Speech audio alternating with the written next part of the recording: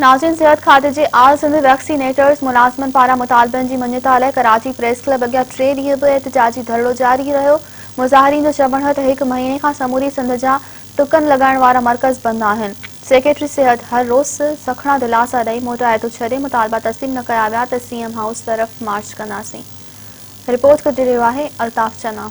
नाज़रीन, हिन वक्त असीं मौजूद आहियूं कराची प्रेस क्लब अॻियां, जिते आल सिंध वैक्सीनेटर्स पारां गुज़िरियल 3 ॾींहंनि खां मुसलसल एहतजाजी धरणो जारी रखियो आहे। अचो त अॻवाननि ऐं मुलाज़मनि सां ॻाल्हि ॿोल कयूं त उन्हनि जा कहिड़ा मुतालबा आहिनि। 3 ॾींहंनि खां असांजो धरणो जारी आहे, जंहिंमें असांजूं ॻाल्हियूं सेक्रेटरी मिनिस्टर सां थी चुकियूं आहिनि ऐं इहे सभु इतला उन्हनि ताईं पहुची चुका आहिनि। पर असांखे बदकिस्मती त अञा बि डाज में रखियो पियो वञे। असां रमज़ान शरीफ़ भलारो महीनो शुरू थी चुको आहे, पर इन्हनि खे उन रोज़नि जो बि अहसासु कोन्हे, उन्हनि माण्हुनि जो बि अहसासु कोन्हे, उन बुख जो बि अहसासु कोन्हे। असां हिते वेठा आहियूं। असां जेसि ताईं असांजा मुतालबा पूरा न थींदा, टाइम स्केल सर्विस स्ट्रक्चर असांखे न ॾिनो वेंदो, तेसि ताईं जेको आहे असां पंहिंजो पूरो एहतजाज जारी रखंदासीं। असांखे अफ़सोस सां चवणो थो पए, हिन वक़्त ताईं असांखे जेको आहे वैक्सीनेटरनि खे, असांखे जेके ख़िदमत करण वारा वैक्सीनेटर आहिनि जर जॻह में, उन्हनि खे जेको आहे सो डाज में रखी करे कूड़ियूं समरियूं असांखे ठाहे ॾिनी थियूं वञनि।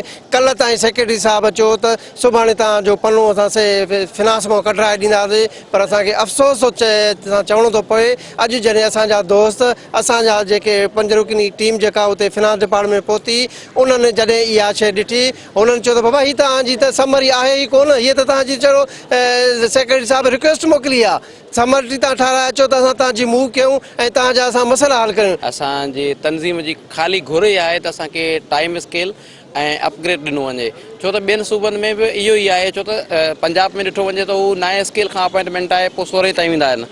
KPK में बि इहो ई 9 वारो जेको अपॉइंटमेंट आहे उहो 16 17 ताईं हलाए वेंदा आहिनि। असांजी बदकिस्मती आहे सिंध वारनि जी, हिते असांखे 6 स्केल में अपॉइंटमेंट कयो वेंदो आहे ऐं 6 में असां रिटायर थींदा आहियूं। माना असांजा ख्वाब अधूरा रहिजी वेंदा आहिनि। असां 5000 माण्हू जेके डेली असां 4000 5000 माण्हू हिते कठा थींदा आहियूं।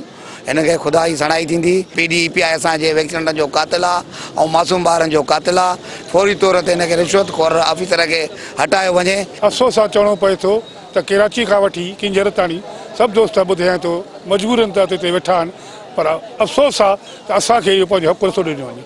असांखे जेसिताईं ताईं इहो असांखे पनो टाइम स्केल और सर्विस नथो ॾिनो वञे त असांजो एहतजाज जो सिलसिलो जारी रहंदो। वज़ीर आला सिंध खे असां ॿुधाइण था चाहियूं त साईं, असां तव्हांजा वोटर आहियूं, तव्हां असांजे वोट ते हिननि ऐवाननि ताईं पहुता आहियो। असां तव्हांखे पुरज़ोर अपील था कयूं, जल्द खां जल्द असांजो मसइलो हल करे असांखे जेको आहे बेचैनी आहे उहा वैक्सीनेटर मां बेचैनी ख़तमु कई वञे। नाज़रीन, तव्हां आल सिंध वैक्सीनेटर जो ॻाल्हियूं ॿुधियूं। हिननि जो चवणु हुयो त अॼु 3 ॾींहं आहे कराची प्रेस क्लब अॻियां पुरअमन एहतजाज कयूं था, पर हिन वक़्त ताईं हुकूमती धुर जो को बि नुमाइंदो लड़ी न आयो आहे। असांजो टाइम स्केल बहाल करे अपग्रेड कयो वञे, ॿी सूरत में CM हाउस तरफ़ मार्च करे एहतजाज कयो वेंदो। कैमरामैन जावेद अहमद ख़ान सां गॾु अल्ताफ़ चन्ना, मेहरान न्यूज़, कराची।